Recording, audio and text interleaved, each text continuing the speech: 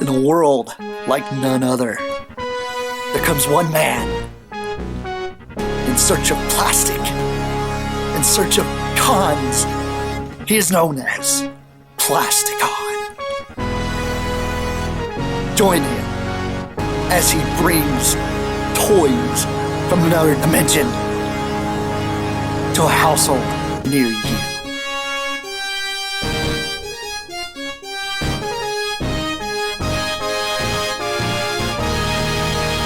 Welcome back to yet another Plasticon review. Today we're going to cover Cyberjet's Generation 2 Space Case.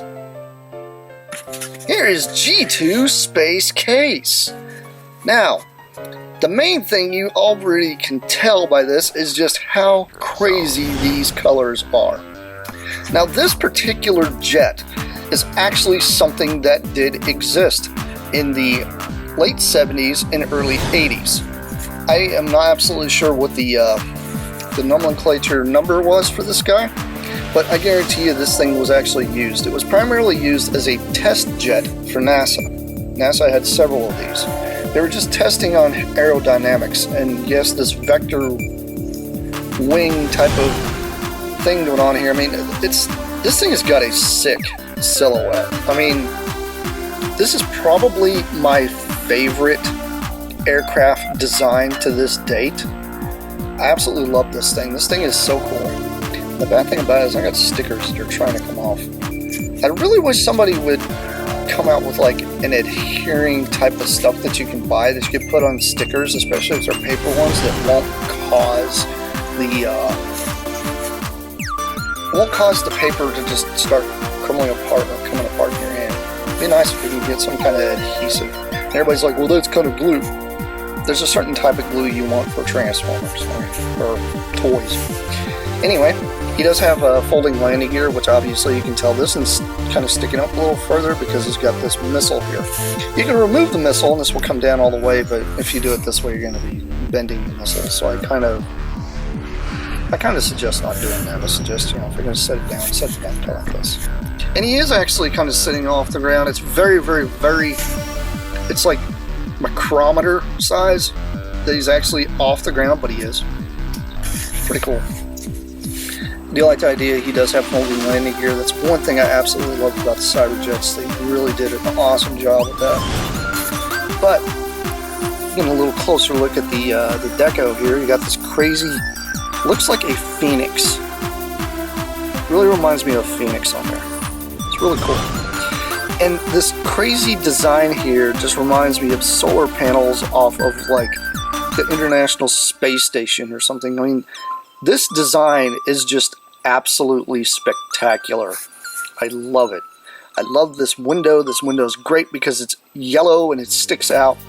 This thing literally looks like something that, you know, him being a Decepticon, he would go into outer space and not care just to do surveillance. I mean, that's what these guys do, right? Anyway, it's pretty neat. I do like him a lot. But let's go ahead and get into his transformation here. Well, first, let's see if we can get this flick fire here to work. And you got to kind of push here. It's kind of difficult to do, especially since it's tucked up underneath. Now, see, that's the problem with these. The ones that actually have the thing tucked underneath, kind of hard to do. I mean, you almost have to do the whole deployment method, where you have to kind of slightly mistransform it. And then you should be able to get this thing to fly okay, I would think. Let's try it again. Yes, success. Fired just fine. Anyway, let's go into this transformation. Much like the other ones, and this is going to be a very repetitive thing here, is where the legs actually plug in. I believe every one of them do that if I remember right. I'm trying to remember if the other ones do. Let's move these down, just like so. Just going to kind of move this all out of the way. It'll all completely untuck and unpeg. Then you're going to grab these and just move these over to the side. And you're thinking, ooh, simple transformation. This guy's kind of complex. You have to raise this whole thing up, and the key here is to make sure this head is pushed back. Now the head is on a ball joint, so it might pop off if you happen to get one of these, because you have to rotate this 360 degrees, then bring it up. Now these two little tabs here will plug into these two holes. So you kind of just accordion everything in, just like so, and then stick it together just like that. And there you go. He does have a very simple transformation though. I do have to admit, it's a very nice, satisfying transformation on top of that though. I do like it a lot. He's probably one of my favorite of the entire group. Mainly because of the colors. I can't get over the colors. Why is this not picking it up? Probably because I haven't pushed hard enough. Is there something I have to go on? No, it's not. It's just being tempted out. Probably because I play with this guy all the time. This is my favorite. But there you go. There is Space Case in his robot mode. I want you guys to get a really good look at the head sculpt. She's got tremendous light piping. I mean, this is early light piping, guys, and this is just like awesome. So if a lot of you guys want to know where light piping came from, this is the design they came up with years ago, and still to this day it's used just as well. Sadly, none of the Combiner Wars has it, but he does have really good posability, just like Jetfire does. It's really cool. I do like him a lot. He's, like I said, probably my favorite.